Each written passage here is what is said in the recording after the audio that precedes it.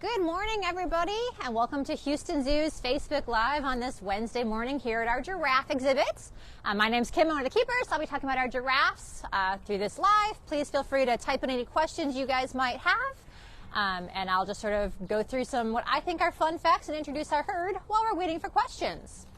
So right now we're scanning in over onto our 3 female giraffes on this side of me. They're currently eating some elm, which our amazing horticulture team cut down and gave to us today. The dark one close up is Gigi. She's a 7-year-old female. The slightly lighter colored one to her right is Kamili. She's an 8-year-old female. And sitting in the background, watching off in the distance, is Asali. And Asali is actually Gigi's mom and Kamili's sister. So all 3 of these female giraffes are related, and they were born here at the Houston Zoo. And then the 4th member of our giraffe herd is our male giraffe, Zawadi, that I think we're about to pan over to. He's over on the other side eating some mulberry, which is another plant that our giraffes like to eat. Zawadi moved here from the Cleveland Zoo about a year and a half ago, and he moved here as part of the giraffe breeding program to take over breeding responsibilities with all 3 of our females. Now that is 100% up to the giraffes, so while we are hoping they will make us baby giraffes, it's totally up to them. Giraffe gestation is about 15 months long, so they're pregnant for a good long time. And the earliest we could possibly expect to see a baby if the girls got pregnant right when they were introduced would be early next year. Right now we have not confirmed any pregnancies, so it's a wait and see game to see what happens as far as that goes. If y'all do have any questions, please feel free to type in on the bottom. Now you can see Zawadi's using his tongue to pluck all those leaves off the branch. The giraffe tongue is up to 18 inches long and fully prehensile. So they can use it like a hand to reach out and grab those leaves and pluck them right off that branch. They also will use it to help pluck all the bark off the branches too. They like to eat bark and leaves and all kinds of plant matter because giraffes are strict vegetarians. In addition to the various browse items that our horticulture team delivers to us, our giraffes mostly eat alfalfa hay here at the zoo. They also get fed an herbivore pellet, kind of like a giraffe kibble basically, that they get about 50 pounds of that every day, 5 pounds of carrots, yams, and apples daily, and anywhere from 10 to 50 pounds of romaine lettuce. That lettuce amount fluctuates because we do offer public feedings here at the zoo every single day at 11 a.m. and 2 p.m., and that is weather and giraffes permitting. So the giraffes are the limiting factor on that. When they decide that they are full and done eating, or if they decide it's too cold to leave the barn to go outside, the platform has to be over. And they do get to kind of take turns and do what they want. So right now we've got our 2 girls over here, 2 of our 3 girls over here eating some of this elm, and Zawadi's coming to join them up in the middle. So giraffes do live in herds. Usually we've got quite a few female-related females that live in the same herd, with an adult male kind of on the periphery. And then they keep their male children are usually encouraged out of the family herds somewhere between 2 to 4 years of age. And they'll often form bachelor herds with their siblings, because at 2 years old, a giraffe is not fully grown yet. It can take up to 8 to 10 years for a giraffe to reach their full height and full weight. And so Zawadi, our male here in the middle, is only turned 6 years old this summer, so he actually has potential to get a little bit taller, a little bit heavier. We'll also have to kind of play the wait and see game on that to see how big and how heavy he gets. Right now he weighs about 2,100 pounds, but male giraffes are usually somewhere between 2,400 to 3,000 pounds. He's also just over 16 feet tall, and males are typically between about 16 to 18 feet tall, so he might get a little bit taller than he is right now. Some other ways to tell the difference between male and female giraffes are by their coloration. A lot of males darken as they age, but some females are darker giraffes. The same way people can be blondes or brunettes, some giraffes can be lighter or darker colored. So as we look at them right now, on the left-hand side here is Gigi. She's a pretty dark, pretty brunette giraffe. You can see her face has a lot of black on it, whereas the female giraffe on the far right-hand side is a lot paler in coloration. I'm not sure how well that's coming through on the camera with the way the light we have hitting it, but she is quite a bit lighter. And then Zawadi's very, very dark as well. Sean asks how many different types of giraffes there are. There are 9 different subspecies of giraffe. We have the Masai subspecies here at the Houston Zoo. That is one that's native to Kenya and Tanzania.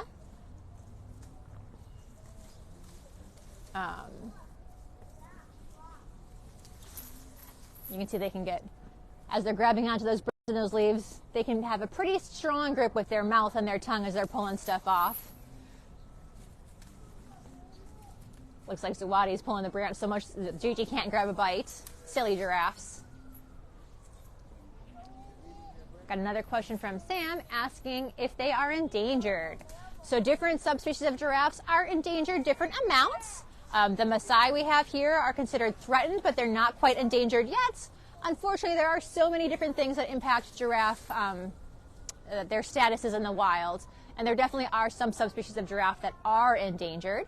And some of the biggest things that threats that giraffes in the wild are facing right now are habitat loss and destruction as human expansion, as we build our cities out bigger and further.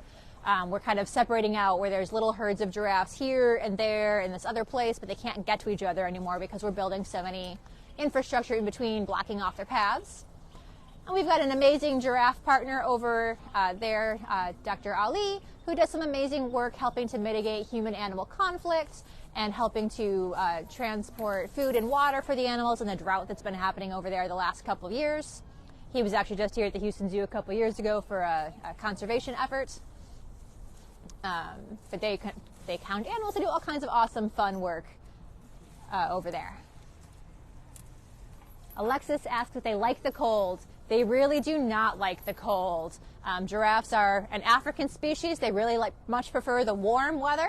We are pretty fortunate here in Houston that for the most part, most of our year is pretty warm. And so the type of cold Houston gets is really the type of cold giraffes can handle.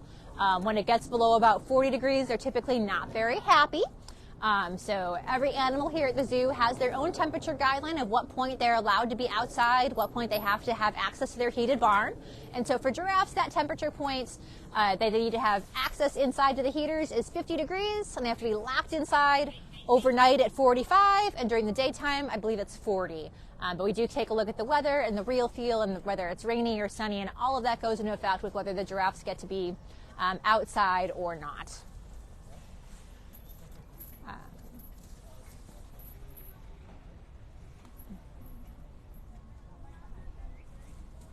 Looks like we're going to try to zoom in on Zawadi as he's eating and pulling that elm branch all over the place to get those last little bits of leaves off of there.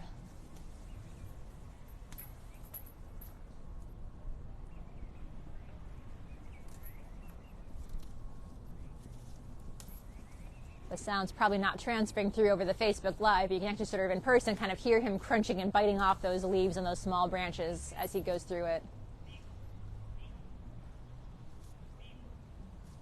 And every so often you can see that tongue reaching out to grab leaves that are a little bit further away. So even though there are some that are closer to him, he's reaching for the further ones. Because sometimes animals are silly like that and do their own thing. Kim asks if they interact with the public at the feedings. So while we do allow people to feed the giraffes typically don't really like to be touched, so they won't necessarily allow for interactions. So even as us as their keepers, they only allow us to do touching with them under very strict training protocols and in certain positions and placements. And if you do things wrong, they walk away and leave. So we do not encourage guests to interact with the giraffes at the feeding platform because that makes the giraffes walk away and leave because they don't like it. Waylon asks, what is their favorite food? So each of our giraffes have their own favorite food. So across the board, most of our giraffes like the various browse species that we get delivered best. So right today, they've gotten some elm and some mulberry. They like a variety of things. Zawadi is a pretty non-picky eater. He likes pretty much food. I don't think we've tried a food with him yet that he has not liked. So they like different things. Asali, one of our female giraffes, tends to like the lettuce better. Kamili likes the grain the best. We've had previous giraffes over the years that have liked carrots and yams better than anything else. Our current giraffe herd kind of likes everything sort of equally. They don't have any standout super favorites or super dislikes. But some giraffes do. Just like people, they all have their own preferences and as far as that goes.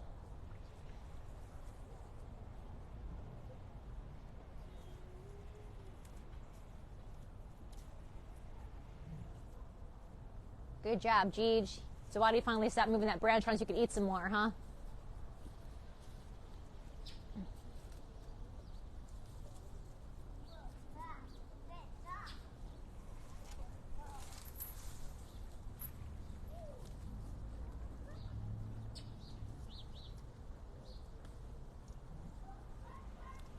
He's really doing quite a good job getting down there. You can see that giraffes do have very nice long eyelashes, and as he gets that branch super close to his eyes, it helps protect them from all the leaves that might go poking up at them, and he will eventually close his eye up as he gets close to that branch and leaves poking at him. Now, since he's nice low, you might be able to see that he's got those 2 horns on his head called ossicones. Those are not quite a true horn. They stay covered in fur their entire lives, and there is bone inside there fused to the giraffe's skull. Giraffes are actually born with their ossicones, and then some giraffes, like Zawadi here, kind of like to rub off the very tippy top so that it kind of looks bald in the middle. That's 100% what he has done to himself. So that's what he has chosen to do, is make little bald patches in the middle of his ossicones, and that's okay. It's what he wants to do, so we let him do it, because you can't really stop an animal that big from doing something if they really want to.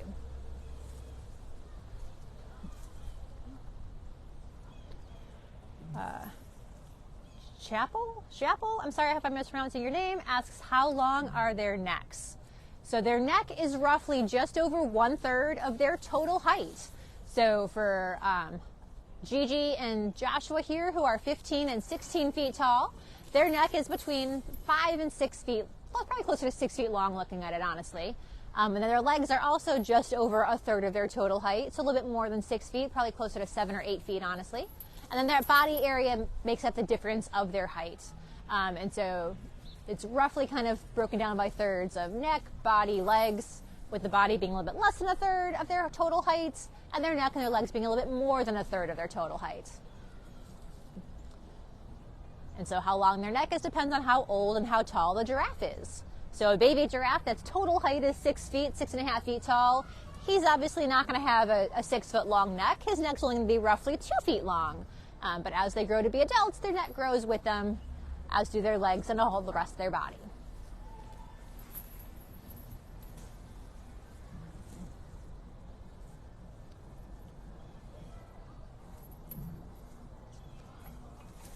So you can really sort of see how strong they are with their grip by watching Zawadi pick up that whole branch as he's eating one little branch of it off, and the whole big elm branch comes up with him. They've got quite a strong grip, which they use to help pluck all those leaves off the trees and the branches off the leaves and strip the bark as they need to, as they want to. Well, that's a great demonstration of him stripping leaves and branches off. Hopefully it came through on the video as well as it does in real life.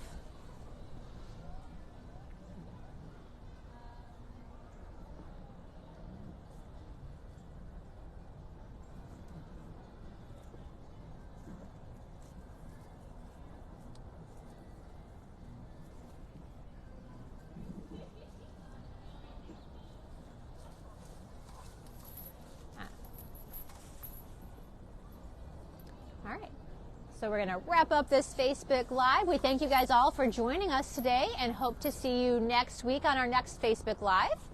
Next week, 2 weeks, whenever we do our next Facebook Live next.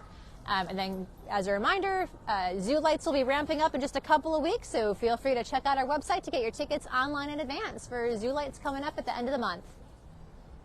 Have a great day, everybody.